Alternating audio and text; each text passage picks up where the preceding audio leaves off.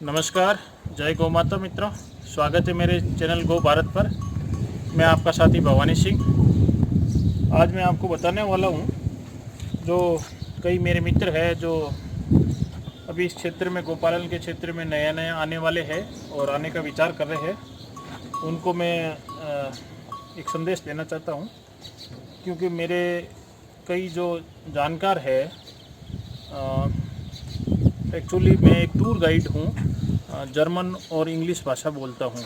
तो मेरे ऐसे कई मित्र हैं जो मल्टीनेशनल कंपनीज में काम करते हैं और उन्होंने मेरे को बताया है गोपालन के क्षेत्र में जो मेरे फेसबुक, इंस्टाग्राम और यूट्यूब से मेरे माध्यम से जुड़े हुए हैं और मेरे वीडियोस, फ़ोटोज़, पोस्ट वगैरह देखते रहते, तो उनका भी इंटरेस्ट इस गोपालन के क्षेत्र में। तो क्योंकि कहीं न कहीं मल्टीनेशनल कंपनीज में उन्होंने पैसा तो कमाया है, लेकिन जो आत्मसंतुष्टि होनी चाहिए वो उनको नहीं है।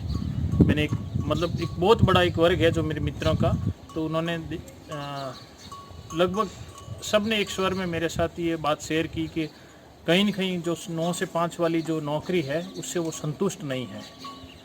जो वो नौकरी है उसमें yes sir, no sir, yes sir, no sir. तो हर कोई व्यक्ति अपना खुद का, जो भी चाहे छोटा हो या बड़ा हो, लेकिन अपना खुद का कोई काम धंधा करना चाहता है। तो गोपालन और खेती के क्षेत्र में अभी हमारे देश में बहुत ज़्यादा अपॉर्चुनिटी है कि जो आज का युवा है वो नई टेक्नोलॉजी और पारंपरिक ज्ञान का समन्वय स्थापित करके आगे बढ़ सकता है। तो अभी क्या है कि लोगों के पास पैसा है, जो अच्छी मल्टीनेशनल कंपनी में उन्होंने काम किया है और उसकी वजह से वो अच्छी गाय, अच्छी ब्रीड की गाय, और जैसा कि आपको पता ही होगा कि थोड़ा गिर का क्रेज ज़्यादा है।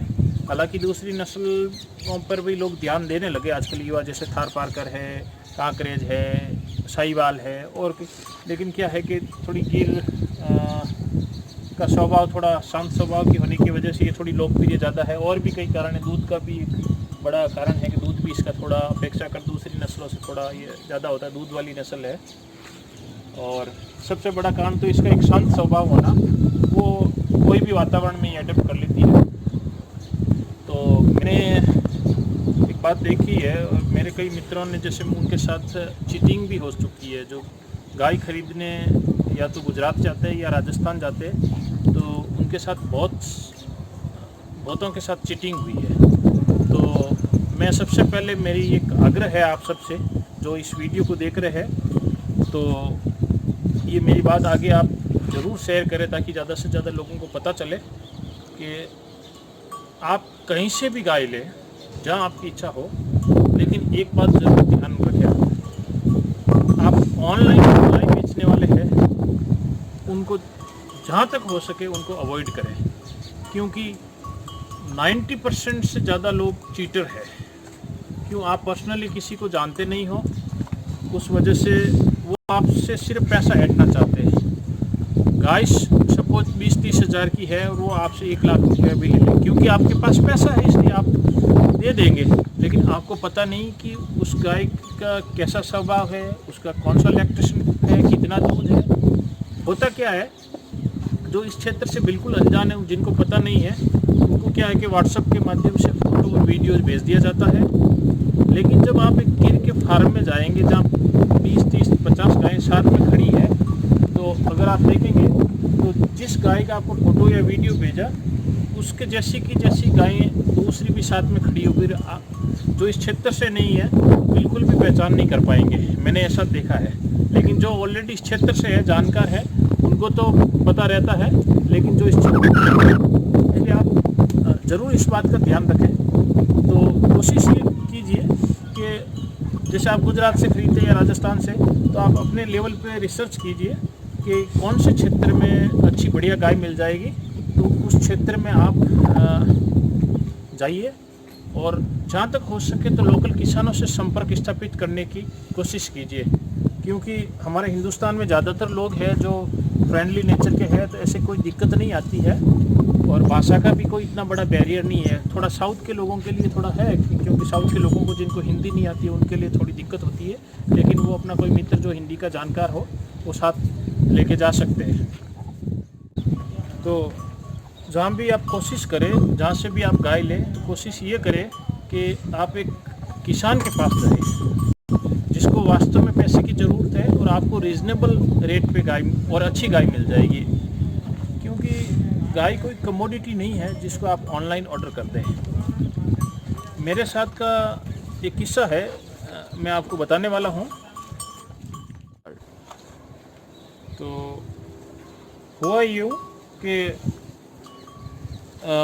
मेरे समय जब मेरे पास साल भर पहले बुल नहीं था, तो मैं एक अच्छे बुल की खोज में था कि मुझे से कहीं अच्छा बुल या बछड़ा मिल जाए। तो उस समय मैंने काफ़ी लोगों से संपर्क भी किया था। तो गुजरात में एक्चुअली बहुत महंगा मिल रहे थे बछड़े और बुल, तो वो क्योंकि मेरे बजट के बाहर थे, इतने ज़्यादा मैं अफोर्ड नहीं कर सकता था और ट्रांसपोर्ट का खर्चा भी बहुत ज़्यादा था।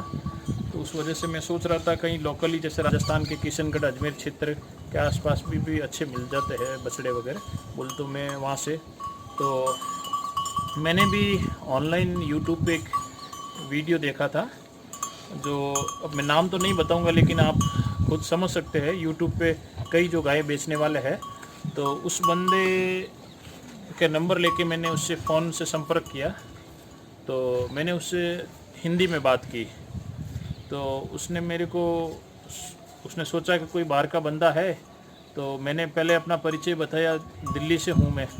तो उसने बोला कि आपको कैसा बुल चाहिए? मैंने कहा गिर का बुल चाहिए, मुझे गिर की गाय है मेरे पास, गिर का बुल चाहिए। तो बोले कितने का चाहिए? तो मैंने पूछा भी कितने का चाहिए मतलब क्या है, जो तुम्हारे पास होगा अभी अवेलेबल कौन सा है, या जब फ्यूचर में अवेलेबल हो तो बता दे भाई तुम्हारी क्या डिमांड है, उस हिसाब से मैं जब मेरे बजट का होगा तो देख लूँगा, नहीं तो ठीक है।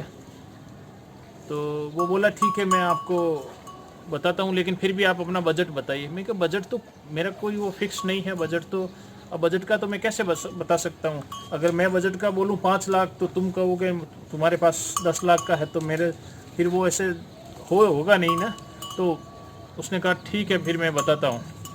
फिर मैंने उसी बंदे को दूसरे नंबर से कॉल किया कि भाई बुल है कि नहीं है।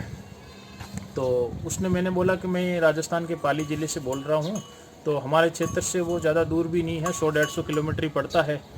तो उसका जो बात करने का लहजा है, जो टोन है, वो बिल्कुल ही बदल चुका, क्योंकि उसको पता लग गया कि ये बंदा राजस्थान का है, लोकल भाषा बोलता है, तो ये मेरे को पैसा देने वाला नहीं है। तो उसका सीधा ही सवाल था कि आपको बुल किस लिए चाहिए? मैंने कहा कि मेरे पास कुछ गायें हैं उस वजह से चाहिए। तो बोलिए कि आपको कितने का चाहिए? मैंने कहा कितने का ही मतलब क्या है कि आप जो आपके पास हो कि नहीं मेरे पास तो बहुत सारे हैं, मैं बहुत सारे हैं, तो मिनिमम कितने का और मैक्सिमम कितना वो बता दे। नहीं नहीं आप अपना बजट बताइए। मैंने कहा मैं कैसे बताऊँ यार, जब तुम्हारे पास है तो तुम अपना बताओ। तो बोला कि नहीं भाई साहब, फिर मैंने वो लोकल भाषा में बात करने लग गए थे, तो बोला कि नहीं भाई साहब रॉन्ग नंबर।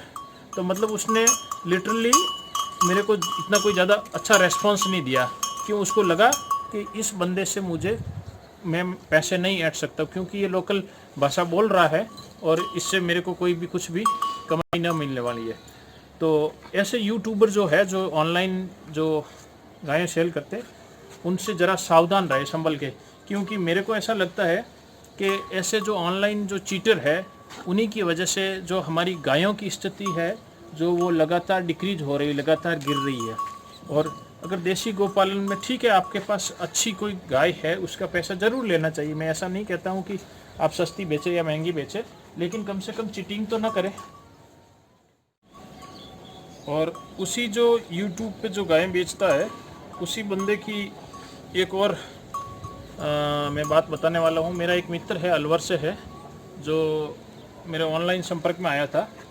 तो उसने मेरे को बताया कि उस बंदे से मैंने गाय देखी थी यूट्यूब पे, उसने वीडियो डाला था, और फिर मैंने उससे संपर्क किया तो व्हाट्सएप से उसने वीडियो और कुछ फ़ोटोज़ भेजे थे। तो मैंने उस गाय को सेलेक्ट कर लिया था, और वो बच्चा देने वाली थी उस समय, और 2-3 दिन बाद बच्चा भी दे दिया। तो उसने वो गाय उससे 90,000 रुपये में ली थी। 90,000 में उसमें लेने के बाद फिर उसने कहा कि मेरे को कुछ टाइम नहीं मिला। तो मैंने कहा ठीक है, तुम ही ट्रांसपोर्ट अरेंज कर लो और अलवर पहुंचा दो और मैं उसके पैसे दे दूंगा। तो उसने पहले ऑनलाइन गाय के पैसे डाल दिए, और उसके बाद में ट्रांसपोर्ट के पैसे, सिर्फ गाड़ी के पैसे वो बाकी थे, तो वो उसका वहाँ पे। तो जिस दिन वो बंदा गाय लेके पहुँचा, उस समय वो बोला कि मैं क्या हुआ था कि दिल्ली चला गया था। तो मेरा भाई था तो बोला कि ठीक है कि तुम गाय वहाँ उतरवा दो, और उसके बाद में जो गाड़ी के पैसे थे वो दे दिए थे। तो उस बंदे ने क्या किया कि वो जो गाय थी, जो वीडियो में बताई थी उससे बिल्कुल अलग थी, दूसरी गाय उसको पकड़ा दी। और वो गाय कमज़ोर थी और बीमार भी थी। वो बोला कि 10,000 से ज़्यादा का मैं खर्चा कर चुका हूँ उसके ऊपर बीमारी के, लेकिन अब उस गाय को मैं कैसे निकालूँ, किस दूँ तो किसको दूँ। और जब उस बंदे से वापस संपर्क किया, बोले कि तुमने मेरे साथ चीटिंग कर दी है, तो मैं तुम्हारे खिलाफ़ केस करने वाला हूँ। तो फिर उसने बोला कि ठीक है, मैं आपको पैसा दे दूँगा और थोड़े दिन रुकिए। तो ऐसा करके उसने 15-20 दिन और टाइम ले लिया, और फिर उसको फ़ोन भी अटेंड करने बंद कर दिया। तो ये होता है, मेरे कहने का मतलब ये है कि आप पैसा देके भी एक बर्डन मोल लेते हैं। तो मैं आज आपको ये बताने वाला हूँ, जहाँ कहीं भी आप जैसे गाय वगैरह खरीदे तो कुछ चीज़ों की ज़रूर सावधानी रखें जब आप उस क्षेत्र में बिल्कुल नए हो। तो पहली सावधानी ये रखें कि अगर आपको उस नस्ल की, उस ब्रीड की जानकारी नहीं हो, गायों के बारे में आपका नॉलेज जीरो हो, तो कोई भी अच्छे अपने रिश्तेदार में, अपने मित्रों में कोई भी अच्छा जानकार हो गायों का, उससे एक बार सलाह ज़रूर लें। क्योंकि आप अपना पैसा खर्च कर रहे हैं, और पैसा खर्च करने मेरा ऐसा मानना है कि आप जो जितना पैसा खर्च कर रहे हैं उतनी अच्छी अगर गाय है, आप जैसा चाहते हो वैसी आपको मिलनी चाहिए, ना कि आपके साथ चीटिंग होनी चाहिए। तो सबसे पहले, चाहे आप ऑनलाइन भी किसी के संपर्क में आए, तो उससे अगर आप फ़ोटो या वीडियो मंगवाते हैं तो ठीक है, उसको होल्ड पे रखें। अगर आपको वो बंदा ज़्यादा जल्दबाजी कर रहा है कि नहीं हमारे पास तो ज़्यादा ख़रीदार आ रहे हैं, शाम तक बिक जाएगी या 2 दिन में बिक जाएगी, 2 दिन में आप नहीं पहुंच पाओगे तो बिक जाएगी, तो कोई बात नहीं, उसको बेचने दीजिए। ऐसा कुछ भी नहीं है कि, ऐसा तो है नहीं कि धरती पे सारी गायें एकदम ख़त्म ही होगी तो आपको मिलेगी भी नहीं। बहुत सारी है, किसानों के पास अच्छी से अच्छी गायें हैं। और जैसे मैंने आपको बताया, ये जितने भी ऑनलाइन सेल करने वाले गायें हैं, ये सिर्फ गायों के दलाल हैं। इनको अगर मैं ओछी भाषा में कहूँ तो वो सिर्फ दलाल है, मेरा ऐसा मानना है। क्योंकि किसान से वही गाय वो 20-25 हज़ार 30 हज़ार में लेके आते हैं, और आपको लाख रुपए, 90,000 रुपये, 80,000 रुपये इससे नीचे नहीं बेचते। जैसे मैं आपको उदाहरण से बताना चाहता हूँ कि जैसे आप मेरी गायें देख रहे हैं, तो मैंने मेरे पास क्या था कि शुरू से गायें थी, लेकिन हमारे पास 3-4 गायें, इससे ज़्यादा नहीं रखते थे। लेकिन दूसरी गायें हैं जो मैं बाहर से ख़रीद के लेकर आया हूँ, वो गायें, जैसे मैं अच्छी गायें हैं आपको बताने वाला हूँ कि मैं कितने में लेकर आया हूँ, और आप मतलब उसको विश्वास नहीं करेंगे। जैसे ये गाय है सामने, ये देखिए गोरी, इसका नाम गोरी है, कितनी अच्छी गाय है, देखो। अब ये 4th लैक्टेशन में है, और इसकी गिर नस्ल की बढ़िया अच्छी शांत स्वभाव की गाय है। और ये गाय मित्रों, आप विश्वास नहीं करेंगे, मैं बिल्कुल मुफ्त में लेकर आया, एक पैसा खर्च नहीं किया मैंने। उसका कारण मैं बताता हूँ आपको कि मेरे एक रिश्तेदार के परिचित है, उनके पास ये गाय शहर में थी। तो ये गाय किन्हीं कारणवश जब वापस प्रेग्नेंट नहीं हुई, तो उनके पास एक दूसरी गाय भी थी। तो वो बोले कब इस गाय को मैं करूं किया। ऐसा भी नहीं कि वो रोड पे भी छोड़ना नहीं चाहते थे। तो उन्होंने, जब मैंने इस गाय को देखा तो ये उस समय ये प्रेग्नेंट नहीं थी, और वापस क्योंकि उनके पास बुल वगैरह 2 गायों पे बंदा क्या बुल रखेगा, तो बुल वगैरह नहीं था, तो उन्होंने ज़्यादा कोई ध्यान भी नहीं दिया। 1-2 बार सीमन डलवाया तो सीमन से वो क्रॉस हुई नहीं। तो उन्होंने बोला कि मेरे को एक पैसा भी नहीं चाहिए, लेकिन आप इसको अच्छा रखें और ले जाएं। तो ये गाय मैं बिल्कुल मुफ्त में लेकर आया हूँ, बहुत अच्छी गाय। उन्होंने बताया कि टाइम का 6-6.5 लीटर दूध करती है। तो अभी ये लगभग 4-5 महीने की गाभिन है, और आशा करता हूँ कि अच्छा मेरे को रिजल्ट मिलेगा। और ये जो गाय है, देखिए, ये जो गाय देख रहे हैं आप, जो मोड़ी गाय है, जो ये मैं अपने गांव से एक परिचित से ली है मैंने। तो जिस समय उसके पास थी तो उस समय ये बीमार थी और बहुत ही मतलब कमज़ोर थी। अब तो ये बहुत अच्छी हो गई है। तो ये गाय मैंने सिर्फ 11,000 रुपये में ली है, और 3rd लैक्टेशन है इस समय मेरे पास, दूध दे रही है। दूध देते हुए इसको लगभग 8-9 महीने हो गए हैं और अभी ये वापस प्रेग्नेंट नहीं हुई है, अभी ये खाली है गाय, क्योंकि ये 2-2.5 साल में एक बार बच्चा देती है। इसका लैक्टेशन पीरियड थोड़ा लंबा है, मुझे पहले से पता था इसका। और ये जो बुल है मित्रों, जैसे बहुत अच्छा बुल है ये एक्चुअली गुजरात का बच्चा है और किशनगढ़ एक गौशाला में था और वहाँ से फिर मेरे एक परिचित जो कांकरेज गायों रखते हैं, उनके पास काफ़ी बड़ा हर्ड है, 200-300 गाय हैं। तो उस गौशाला में क्या था कि बुल ज़्यादा हो गए थे, 3-4 बुल हो गए थे। तो उन्होंने क्या हो कि ऐसे ही उसके कांकरेज गौशाला वाले उसके कांकरेज गाय वाले को, मेरे मित्र को ऐसे ही दे दिया। तो वो क्या कि हमारे इधर से जो कांकरेज गाय वाले जो रबारी होते हैं, तो वो हर साल यहाँ से मारवाड़ क्षेत्र से दिल्ली के आसपास और हरियाणा, गुड़गांव, इधर रेवाड़ी के क्षेत्रों में जाते हैं। वहाँ दूध की अच्छी कीमत भी मिल जाती है और काफ़ी महीने वहाँ रुकते हैं। तो कांकरेज गायों में इसकी कोई कदर तो थी नहीं, तो इसको कोई दाना पानी कुछ ज़्यादा खास मिलता नहीं था, तो ये बिल्कुल थक गया है। तो ये थकने की वजह से बिल्कुल एकदम इसकी पूरी पसलियाँ और हड्डियाँ दिखती थी। इसका एक वीडियो मैंने डाला हुआ है, उसका लिंक मैं दे दूंगा आपको, उस पर देख लीजिए आप इसकी पुरानी फोटो। और उसके बाद मैंने इसको तैयार किया। तो जब वो यहाँ से गुजरा मेरे गांव से वापसी में, तो उस समय मैंने बुल देखा, बोला, मैंने कहा ये कहाँ से लाया? कि बोले कि मैंने तो वहाँ से लेकर आया, हमारे साथ में डाल दिया, कि बोले कि हमें ज़रूरत नहीं है। तो मैं उससे मैंने ले लिया। तो मैंने 1 रुपया नहीं दिया इस बुल का, मेरे को भी बिल्कुल मुफ्त में है।